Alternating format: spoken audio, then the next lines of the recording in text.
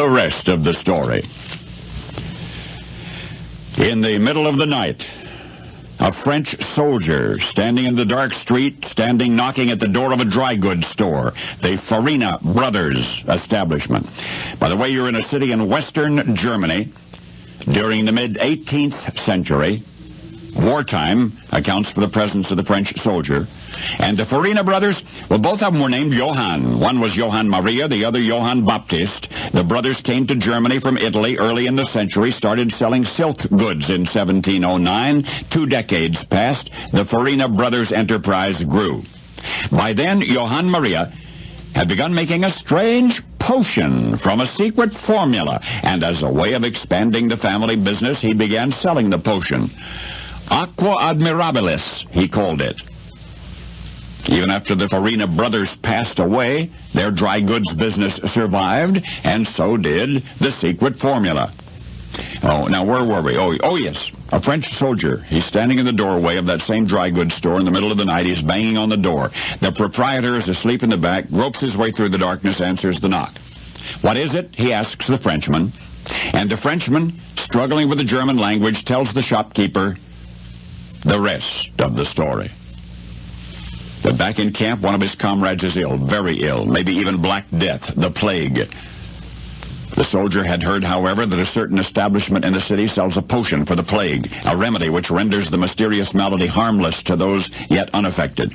The proprietor nods. The soldier has indeed come to the right establishment. There is a supply of the formula already mixed. The soldier may take it with him now if he wishes. He does, and he does.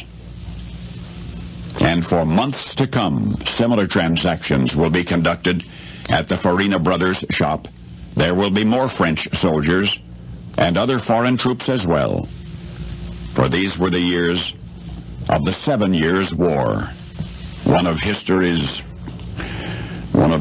more incredible conflicts. It eventually involved France and England and Russia and Prussia and Austria and Germany and even Spain and Sweden and Bohemia. That city in western Germany was visited by a great many foreign troops, most of whom sooner or later were apprised of the Farina brothers' infection-fighting elixir.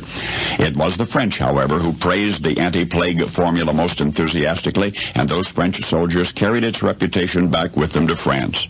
As to whether the secret preparation was really effective in combating any disease, who can say? Perhaps some of the ingredients proved lethal to some bacteria. But the fact is, what began as medicine survived the centuries as something other than medicine.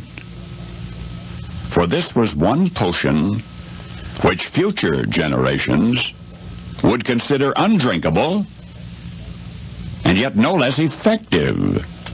And it was named after the city in western Germany where it was first concocted by the Farina brothers. And it was used to ward off the Black Death. Today we use it to be more attractive to one another. And it's still named for that German city, Cologne. That's right, Eau de Cologne. And now you know the rest of the story.